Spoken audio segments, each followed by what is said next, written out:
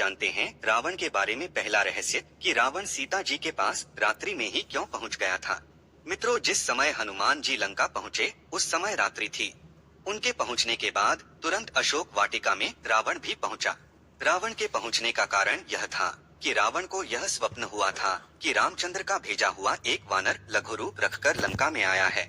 इसी स्वप्नानुसार रावण रात्रि में ही सीता जी के पास आया और उन्हें डराया धमकाया, जिससे रात्रि में मैं भले ही उस वानर को ना देख सकूं, लेकिन वह वानर तो हमें अवश्य ही देखेगा।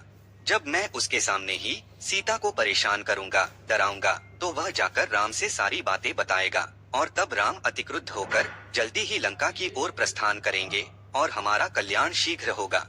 यही सोचकर रावण रात्रि में ही सीता के पास आया था। जानते हैं दूसरे रहस्य को। यूं तो राजा महाराजाओं का रथ घोड़े खींचते थे, लेकिन लंकापति रावण के रथ में घोड़े नहीं थे।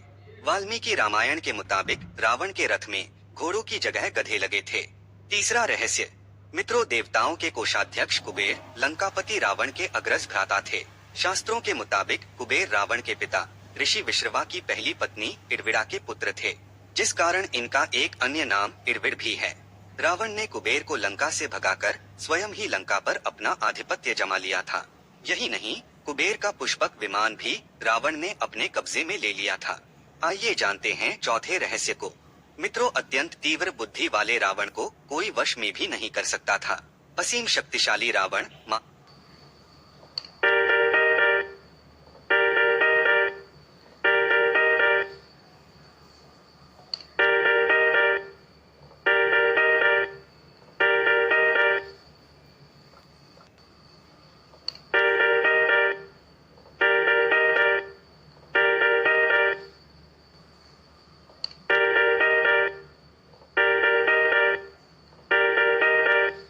मानसिक तथा शारीरिक रूप से सबसे अधिक प्रबल था।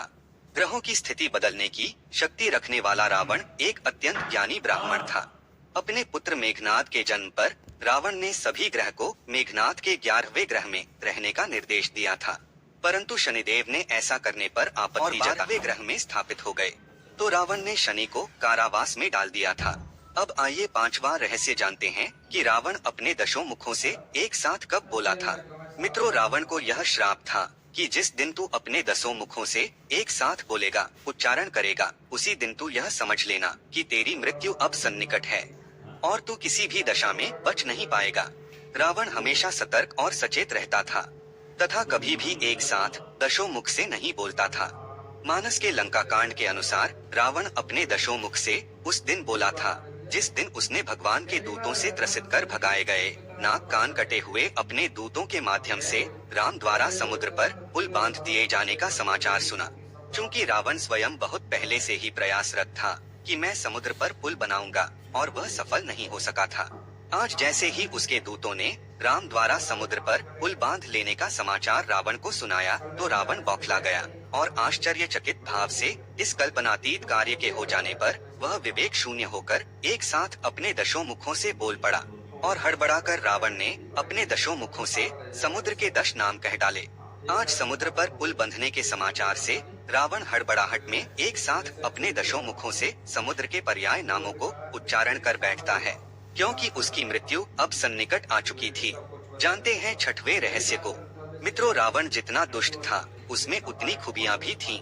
शायद इसीलिए कई बुराइयों के बाद भी रावण को महाविद्वान और प्रकांड पंडित माना जाता है।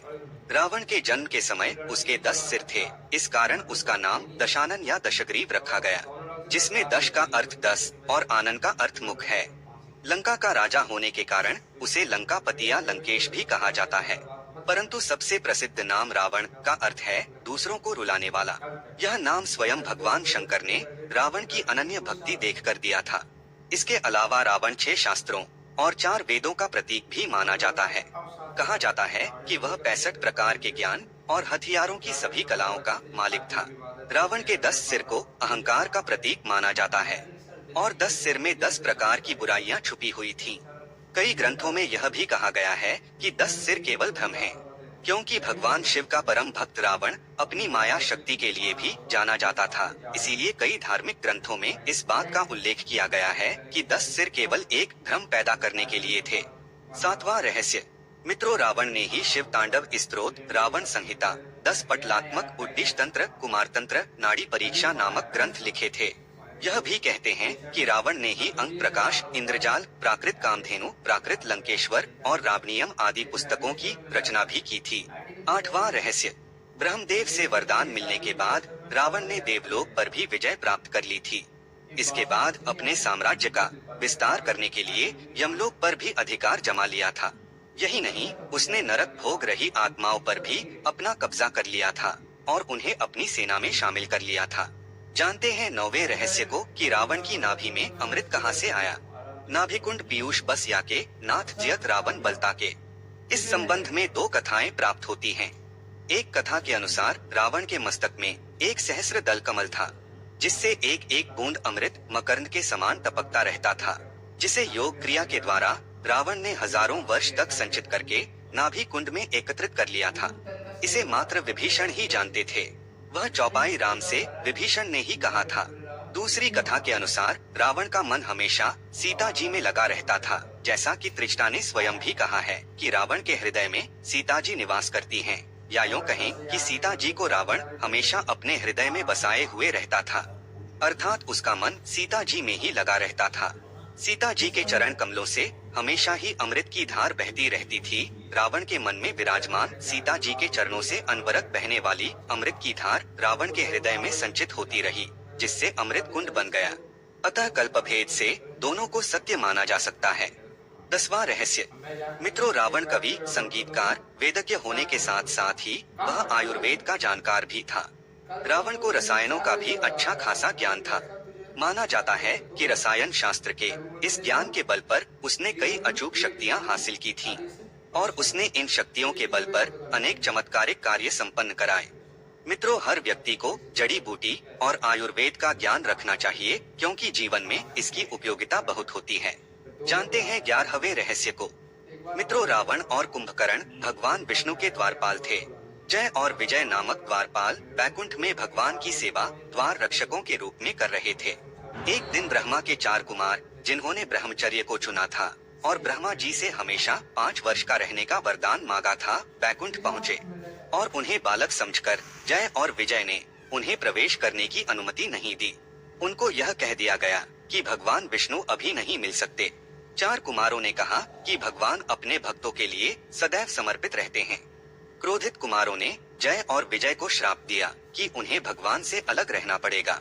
जय और विजय के क्षमा मांगने पर कुमारों ने कहा कि या तो वो धरती पर भगवान के सहयोगियों के रूप में 7 जन्म व्यतीत करें, या 3 जन्म भगवान के शत्रु बनकर बिताएं।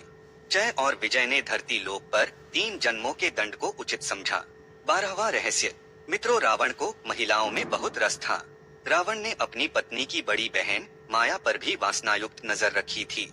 इसके अलावा रावण ने विष्णु भक्त तपस्विनी वेदवती का शील भंग करने का प्रयास किया था, जिसके चलते उन्होंने अपनी देह त्याग दी थी और रावण को शाप दिया कि एक स्त्री के कारण ही तेरी मृत्यु होगी।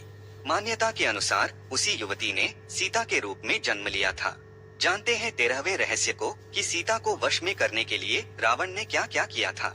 रावण ने अपनी राजनीति संबंधी समस्त नीतियों का यथा साम, दान, दंड, भेद आदि का प्रयोग किया तथा अनेकों तरह से सीता को समझाया भी, परंतु सीता जी तो मात्र राम की ही पुजारिन थीं। वे प्रत्यक्ष में रावण से कभी बात तक नहीं करती थीं। वाल्मीकि रामायण के युद्ध कांड में सर्ग 31 श्लोक 39 से 45 के मध्य ऐसा वर्णन मिलता है कि सीता को वश में करने के लिए रावण ने सीता को विद्युत जिह्वा द्वारा रचित राम का कटा हुआ सिर और माया रचित राम का धनुष और प्रत्यंचा दिखाया तथा राम की मृत्यु का विश्वास दिलाते हुए उनसे अपने वश में होने के लिए कहा। उसी कांड के सर्ग 32 के अनुसार सीता को राम के मारे जाने का विश्वास भी हो गया और वे विलाप करके नाना प्रकार से अन्यथा बातें सोचने लगी। इसी कांड के सर्ग 33 श्लोक 16 के अनुसार विभीषण की पत्नी शर्मा ने सीता को समझाया और कहा कि मैंने स्वयं राम का दर्शन किया है, वे सेना सहित समुद्र तट पर सुरक्षित हैं। इसके बाद सीता रावण का निश्चित विचार जानने की इच्छा से शर्मा को अवगत कराती हैं तथा शर्मा रावण के यहाँ उसका निश्चय जानने के लिए जाती हैं। इस तरह रावण ने मृत्यु पर्यंत तमाम तरह से सीता को डरा धमकाकर लालच देकर हर तरह से वश में करने का प्रयास किया, किंतु असफल रहा। उसकी कोई चाल सफल नहीं हो सकी। 14वां रहस्य, मित्रों, मान्यताओं के अनुसार रावण की नाभि में शक्ति बाण लगने के बाद वह धराशायी हो गया था। इस दौरान कालचक्र ने जो रचना की उसने रावण को पूजने योग्य बना दिया।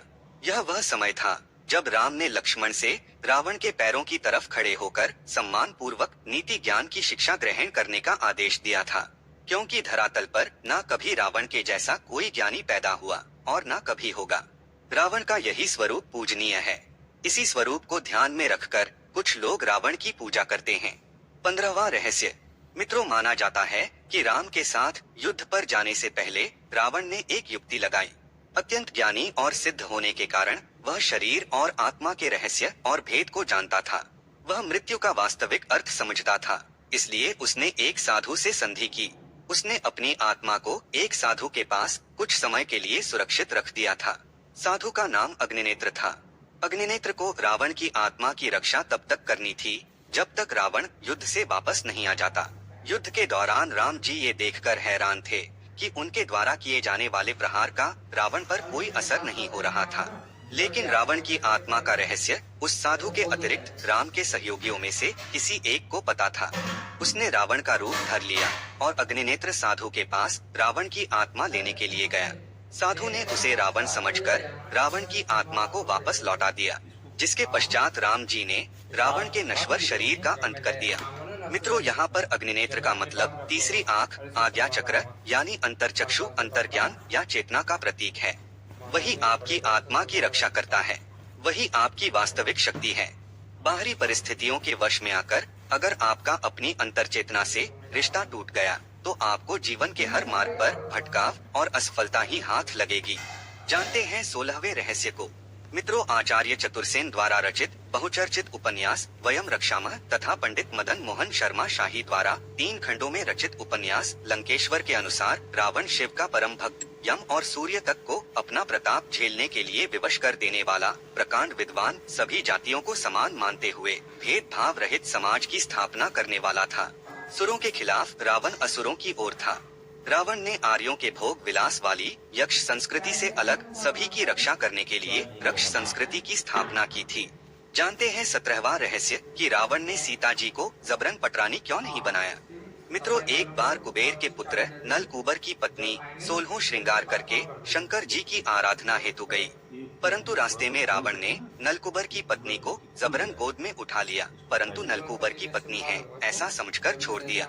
बाद में जब नलकूबर को यह बात पता चली तो उन्होंने रावण को शाप दे दिया कि आज के बाद यदि फिर कभी तू किसी पराई स्त्री को उसकी इच्छा के बगैर उसका भोग करेगा तो तुम्हारी खोपड़ी के 7 टुकड़े हो जाएंगे। इसी भय से रावण ने सीता जी को जबरन पटरानी नहीं बनाया और न ही उन्हें अपने साथ घर ही ले गया।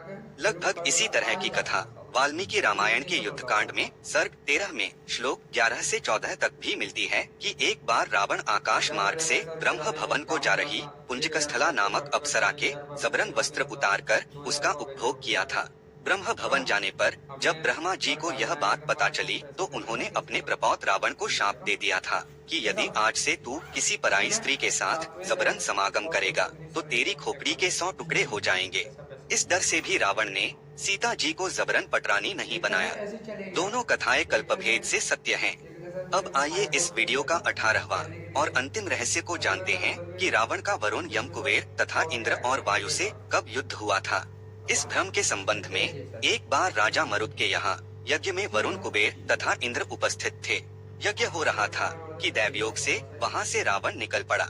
रावण को देखते ही सभी देव वरुण, कुबेर तथा इंद्र ने पक्षियों का रूप धारण कर लिया। इंद्र ने डरकर मोर का रूप रखा, यम ने कौए का, वरुण ने हंस का तथा कुबेर ने गिरगिट का रूप रखकर अपनी अपनी जान बचाया। जब रावण ने देखा कि यहाँ कोई भी नहीं है तो वह लौट गया। बाद में सभी देवता जिन जिन पक्षियों का रूप रखकर बचे थे उन्हें वरदान दिया। इंद्र जी ने मोर को वरदान दिया कि अब तुम्हें सर्प का भय नहीं लगेगा, तुम्हें बादलों की गर्जना एवं बरसात देखकर प्रसन्नता होगी तथा तुम्हारे पंखों में हमारे 1000 नेत्रों के चिन्ह अंकित रहेंगे। इसी तरह से यम ने कौए को वर दिया कि तुम बिना मारे जल्दी मरोगे ही नहीं, तुम सदैव रोगहीन रहोगे आदि।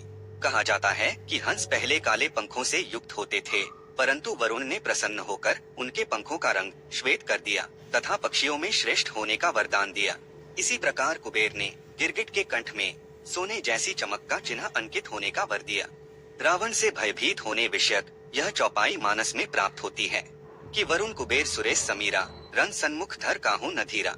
इसके अतिरिक्त भी रावण के पराक्रम का वर्णन मानस में प्राप्त होता है कि चलत दसानन डोलत अवनी गर्जत गर्भ श्रभी सुर रवनी। रावण आवत सुनेव सकोहा देवन तके मेरुगिरी खोहा।